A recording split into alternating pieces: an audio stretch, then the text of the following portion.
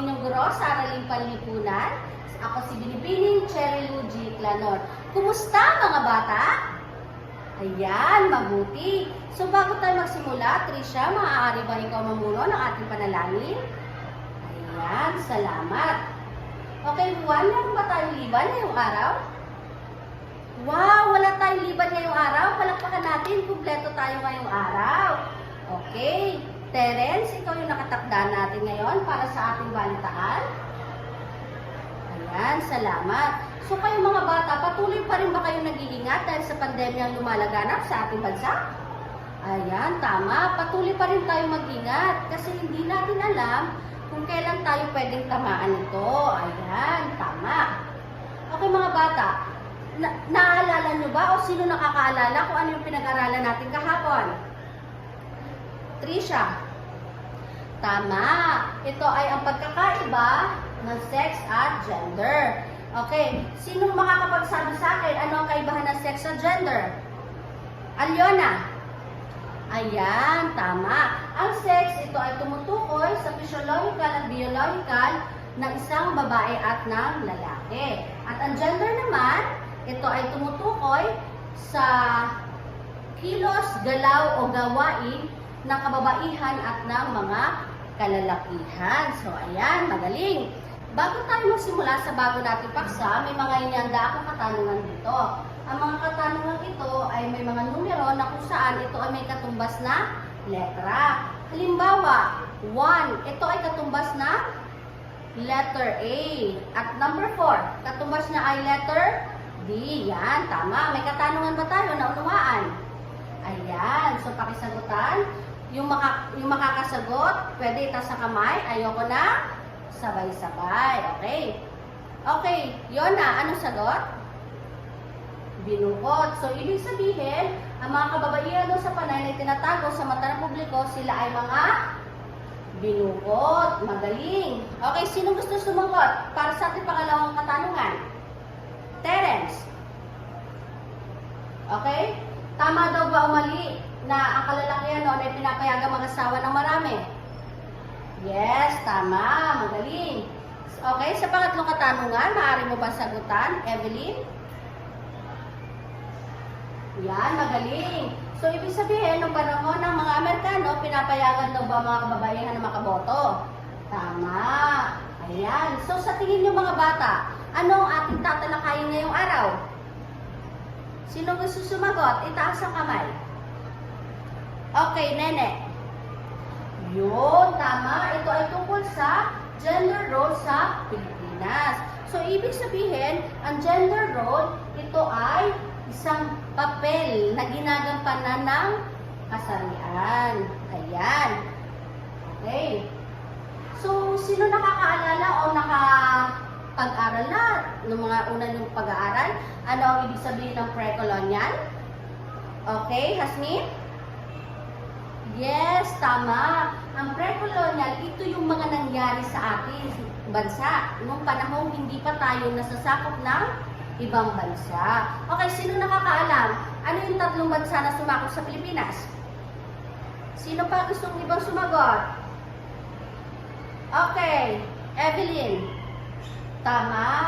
Ito ay ang Spain, USA, and Japan. Okay, so, nung pre-colonial daw, ang mga kababaihan, sila ay para lamang sa mga kalalakihan. Ito man daw ay nasa mataas na uri o nasa uri ng himawa. Tama.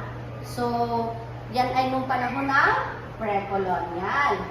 At nung pre-colonial din, meron tayong tinatawag na binukot. Ito yung binukot, yung sinagutan natin kanina, no?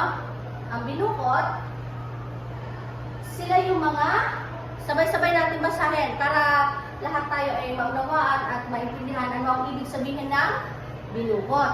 Ang mga binukot, sila ay ang mga babae na itinatago sa mata ng publiko, tinuturing silang prinsesa, hindi sila pinapayagang umapak sa lupa, hindi pinapayagang makita ng kalalakihan hanggang sila ay talaga. At saan kultural daw ito nakasanayan? Sa panay. Ayan, magaling. At si Rosita La Paz Caballero, siya yung panay Bukidnon na binukod. At si Lucia Caballero, siya naman yung huling binukod sa Iloilo Province. So sila yung dalawang babae na mga binukod ng panahon na pre-colonial. So ngayon mga bata, pag-uusapan natin kung ano yung mga nangyari nung panahon ng Espanyol. So nung panahon ng Espanyol, ayon sa Boxer Codex, ang mga lalaki pinapayagan magkaroon ng maraming asawa. Maaaring patayin ng lalaki ang kanilang asawang babae sa sandaling makita nila itong may kasamang ibang lalaki. So, ibig sabihin, nung panahon ng Espanyol, ganun kalakas o kapangyarihan ng isang mga lalaki. At ayon yun sa Boxer Codex. Ang Boxer Codex is isa siyang dokumento na tinatayang ginawa noong 1,575. Okay. So, pag-usapan naman natin ulit kung paano binawakasan ang pagkakatali sa kasal noon, nung panahon ng Espanyol. Okay. Jasmine, pakibasa. Ayan, salamat. So, ayon dito na pwedeng hiwalayan ng lalaki ang kanilang asawang babae at maaari nilang bawiin ang mga ari-arian na naibigay nila nung panahon sila ay nagsasama pa. Pero alamin naman natin ngayon, pag ang babae makikipaghiwalay sa kanilang asawang lalaki. Ayan.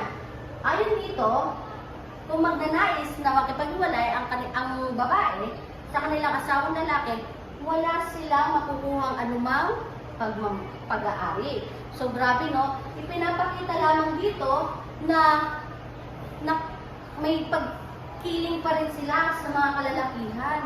Dahil imagine mga bata, sila lang yung may karapatan para bawiin ang ari-arian na meron sila nung sila ay nagsasama pa. Okay? So, pag-usapan naman natin noong panahon ng revolusyon. Alamin natin kung sino yung dalawang babae na nagpakabayani na para labanan ang pang-aabuso ng mga Espanyol. Okay? Kilala niyo ba to? Sino ang asawa ni Diego Silang? Sino nakakaalam? Okay? Ikaw, Juan? Yes, tama. Siya si Gabriela Silang. Siya yung nagpakita ng kabayanihan upang labanan ang pang-aabuso ng mga Espanyol. At meron pang isang katipunera. Alamin natin kung sino. Ito, kilala nyo ba ito? Anyone? Okay, tama. Siya si Marina Dizon. Isang katipunera na tumulong para labanan din ang pang-aabuso ng mga Espanyol. Yan. Okay, Juan, sino yung dalawang babae na nakipaglaban para labanan ang pang-aabuso ng mga Espanyol? Wow, magaling. Tama. Sila ay si Gabriela Silang at si Marina Dizon. Ayan, magaling. Ngayon mga bata, pag-usapan naman natin ang panahon ng Amerikano. Noong panahon ng Amerikano, dito na tayo nagkaroon ng kalayaan, karapatan, at pagka-pantay-pantay. Ayan, so alamin natin, no, kung ano yung mga nakamit natin noong panahon ng Amerikano. Okay. So, noong panahon ng Amerikano, dyan na tayo nagkaroon ng pampublikong paaralan na kung saan ang kalalakihan, pati na rin ang mga kababaihan ay nagkaroon ng karapatan para makapag-aral. So, ibig sabihin, noong panahon ng Amerikano, nagkaroon na ng karapatan ng kababaihan para makapag-aral. So, ang galing, no? Ibig sabihin, noong panahon ng Amerikano talaga nagsimula ang lahat na makapag-aral, lalo na ang mga kababaihan. Okay, nung panahon ng Amerikano, noong Abril 30, 1937, nagkaroon ng espesyal na plebisito. Sino sa inyo nakakaalam kung ano ibig sabihin ng plebisito? Joan? Ayan, tama. Ito ay isang botohan. So, nung panahon ng Amerikano, 90% ang pabor na makaboto ang mga kababaihan. So, ibig sabihin, nung panahon ng Amerikano talaga nagkaroon ng karapatan ang mga kababaihan para makaboto. Ayan. So, dumako naman tayo ngayon sa panahon ng Hapon. Okay, Ken, maaari mo bang basahin?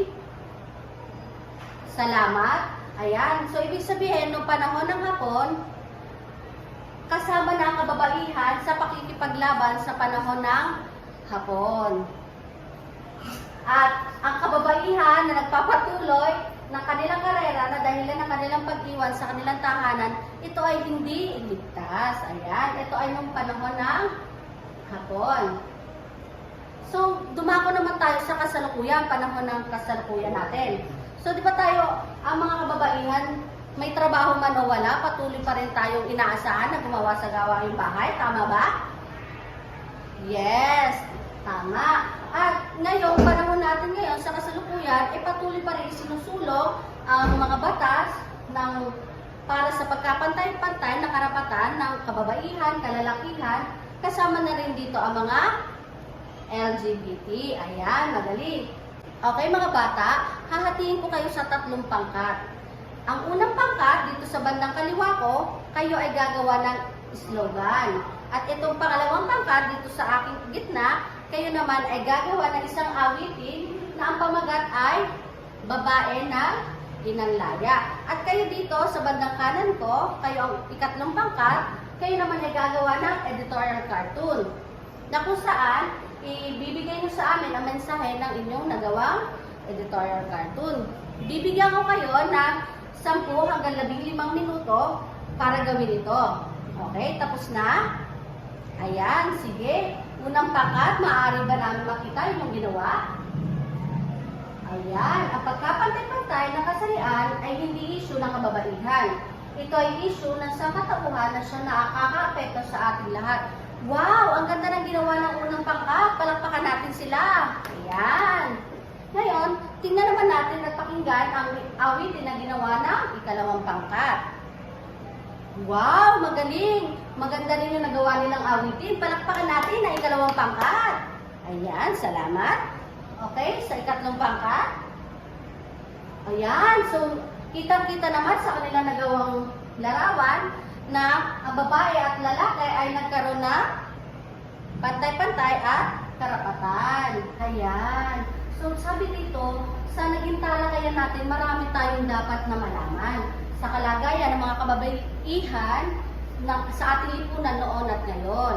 So, ano ba sabi dyan?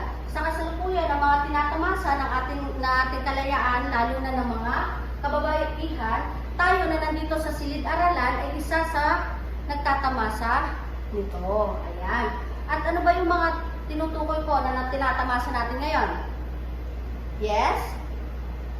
Okay, tama. Magaling. Ito ay ang kalayaan, karapatan, at pagkapantay-pantay.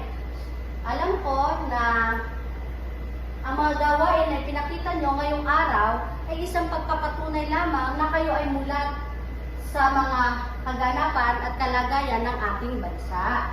Ang pagkapantay-pantay ng mga kasarian, kasama na rin dito ang LGBT, ay isang pagpapatunay lamang ng pagrespeto sa bawat kasarian.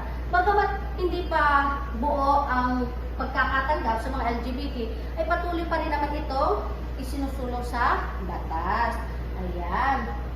May katanungan ba tayo sa ating napag-aralan ngayong araw? Ayan, mabuti. Ngayon, maaari ba kumuha kayo ng maliit na papel para sa ating maiksing pagsusulit? Meron na? Ayan, sige. Simulan na. Isulat daw ang tamang titik na tumbas sa inyong papel o sa inyong kwaderno. Bibigyan ko kayo ng 5 minuto para sagutan ito. Okay? Tapos na? Okay, maaari ba magpalitan kayo dyan ng inyong mga papel para ma-checkan natin ito? Okay, tapos na? Ayan, ito yung mga tamang sagot. Pakichekan yung mga papel ng inyong mga kaklase. Ayan. Okay, sino ang nakalima? 4. 3. 2. 1. Wow! Magaling! Palakpakan ng lahat. Ito ay isang pagpapatunay na naunawaan nyo ang ating talakayan ngayong araw. So mga bata, maaari ba kunin nyo inyong kwaderno para sa inyong takdang aralin? Pakisulat ito. Tapos na? Ayan, sige, salamat.